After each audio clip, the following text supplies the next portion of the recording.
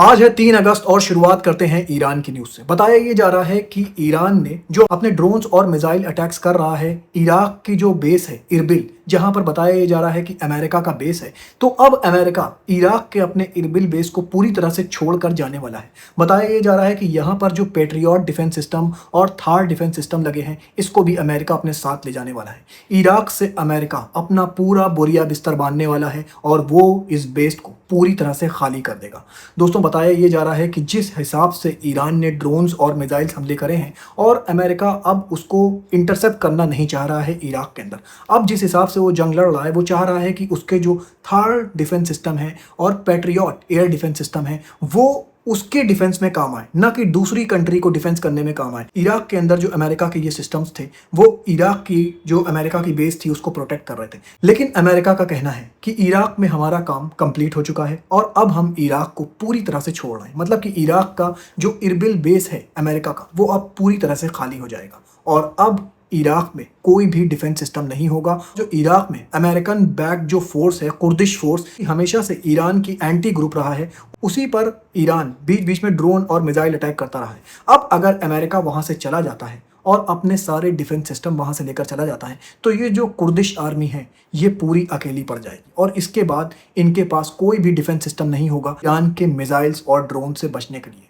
तो देखने वाली बात यह होगी कि उसके बाद भी क्या ईरान के खिलाफ ये वैसे ही जंग अपनी जारी रख पाएंगे या फिर ये बैक ऑफ हो जाएंगे, ये देखने वाली बात होगी। अब मैं खबर आपको गाजा की बता दूं। मिनिस्टर हैं जिनका नाम है स्मोट्रिच। आज उन्होंने मीडिया पर्सन से बात करते हुए कहा कि गाजा के अंदर जो हमारा मोटो है वो ये है कि गाजा को फुली कॉन्कर कर लेना और हमास को पूरी तरह से डिस्ट्रॉय कर देना। जब उनसे रिपोर्टर ने पूछा कि फुली कॉन्कर का मतलब क्या है, तो उन्होंने कहा कि हम जब तक गाजा को फुली कॉन्कर नहीं कर लेते और वहां पर अपना मिलिट्री रूल इस्टेब्लिश नहीं कर देते तब तक हम गाजा से बाहर नहीं जाएंगे। मतलब कि स्मोट्रिच का ये कहना है कि अब गाजा के अंदर इजराइल का मिलिट्री जो रूल होगा वो चलेगा। इजराइल का मिलिट्री रूल गाजा के अंदर पूरी तरह से लागू हो जाएगा तो गाजा इजराइल की ही एक टेरिटरी बनकर रह जाएगा। और यही कहना है स्मोट्रिच का कि हम गाजा के अंदर अपना मिलिट्री बेस बनाना चाहते हैं, अपने मिलिट्री पर्सन्स का हेडक्वार्टर्स बनाना चाहते हैं और हम गाजा को पूरी तरह से कॉन्कर करना चाहते हैं। ये न्यूज़ बड़े ध्यान से सुनिएगा।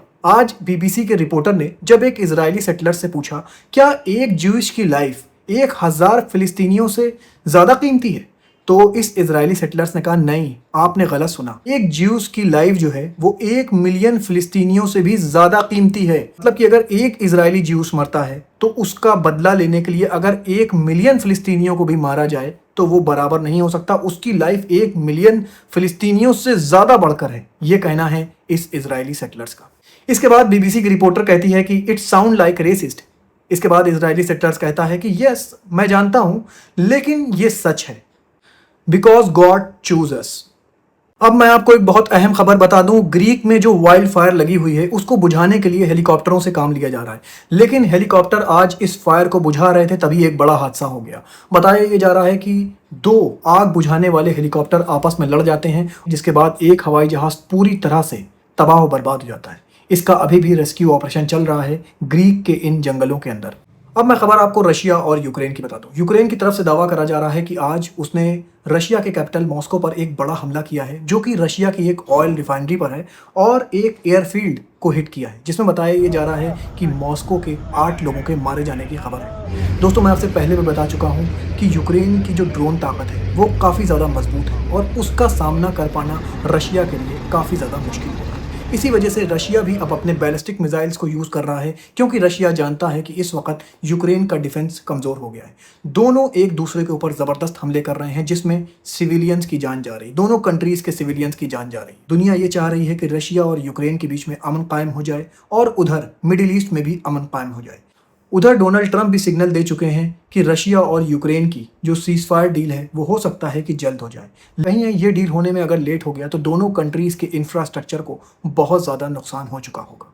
अब मैं आपको वेदर रिपोर्ट बता दूं। अमेरिका की सिटी स्पोकेन, जो कि वॉशिंगटन स्टेट में है, उसमें बताया ये जा रहा है कि ज़बरदस्त वाइल्ड फायर लगी हुई है। अब तक बताया जा रहा है 640 स्ट्रक्चर्स पूरी तरह से डिस्ट्रॉय हो चुके हैं। ये वाइल्ड फायर अब जो इंसानी आबादी है वहाँ तक आ चुकी है। लोगों को धीरे धीरे एवोकेट कराया जा रहा है और ये वाइल्ड फायर बहुत तेज़ी के साथ फैल रही है। वाइल्ड फायर से निपटने के लिए हर मुमकिन कोशिश कर रहा है इंसान, लेकिन ये वाइल्ड फायर रुकने का नाम नहीं ले रही है। एक जगह धीमी पड़ती है तो दूसरी जगह ये उससे ज़्यादा तेज़ भड़क जाती है।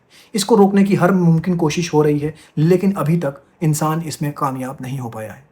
दुनिया में जो बारिश हो रही है अलग अलग जगहों पर, उसमें भी बताया ये जा रहा है कई जगहों पर फ्लड जैसी सिचुएशन हो गई है। आज चिली से ये वीडियो निकल कर सामने आ रहा है, जैसे बताया जा रहा है कि चिली में भी आज बारिश की वजह से काफ़ी ज़्यादा फ्लड आ गया, जो कि इतना ज़्यादा ख़तरनाक था कि वहाँ पर लोगों को रेस्क्यू करा जाना पड़ा। मैं ऐसे ही खबरें लेकर आपके पास आता रहूँगा। अपना बहुत ख्याल रखिए और मुझे भी अपनी दुआओं में याद रखिए।